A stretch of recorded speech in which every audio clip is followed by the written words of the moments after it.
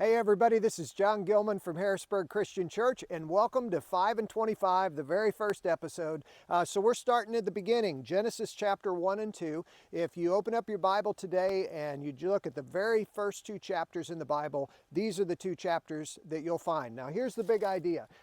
Hanging out here in the woods in God's creation here, if we were taking a walk through the woods and I were to stumble upon this, and I got all excited and I started saying, whoa, isn't this amazing how all the pieces of wood just fell together in the right spot, and just how beautiful it is that nature put this together. You'd probably at some point look at me kind of funny and say, John, it's obvious that somebody made that. And that's the big idea of Genesis 1 and 2, that it is obvious that somebody made this world. And Genesis 1 and 2 talks about who made this world and that it's God who created it. So if you read, as you read through Genesis 1 and 2, first in Genesis 1, you're going to hear about the 7 days of creation. Now, day 1, God creates space, and He's powerful. He can do it just by speaking it. And you'll note in day 2, God creates sky.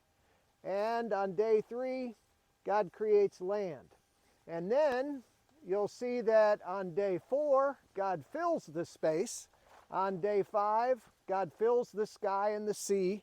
Okay? And on day 6, God fills the land. So those are some things to look for. Also look for when He creates humans. All right, now something changes in the text there. It's going to say, let us, and we'll talk about the let us later. It's talking about the Trinity, but He's going to say, let us make man in our image. So being in the image of God is a unique thing that He says only about human beings. So I want you to note that. We'll talk more about that later too. And when we get into chapter 2, so this is chapter 1, in chapter 2, you're going to see that God creates the Garden of Eden, and it gets more specific on the creation of mankind, and then He gives them jobs to care for the garden, to rule over the garden.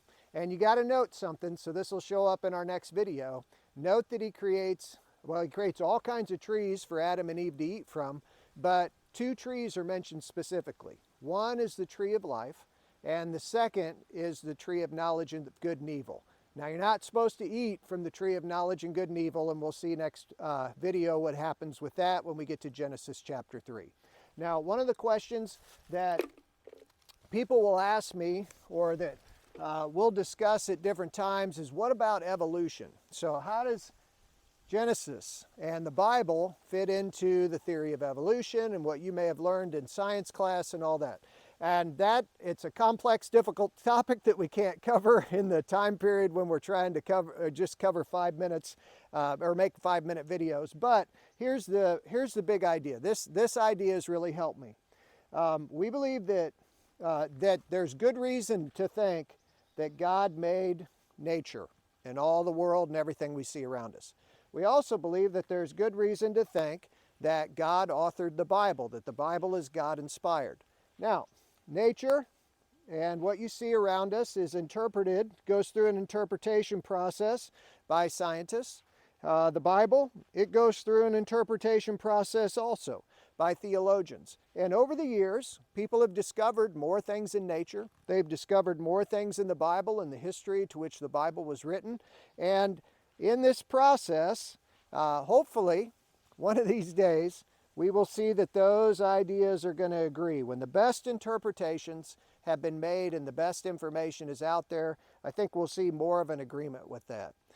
Right now, there are some different theories out there. There's young earth creationism, there is day-age theory, there's theistic evolution, and those are all different things you could search on Google and find out how people have tried to mesh what nature shows us and what the Bible tells us as well. So feel free to look at that more in detail, but this little idea has helped me, is just wait as people learn more and our interpretations get better. Hopefully those ideas will be in agreement.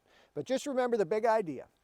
God created everything that we see around us. He's powerful. He can just speak it into it. And the last thing, if you're still hanging with us, that I want to talk about is His love. I think we can see His love in creation. I I love being outside. I love the beauty of nature. I love how tasty food is. I love the scenery, and I love hearing beautiful things and hearing the birds and just all those different things that take place in nature.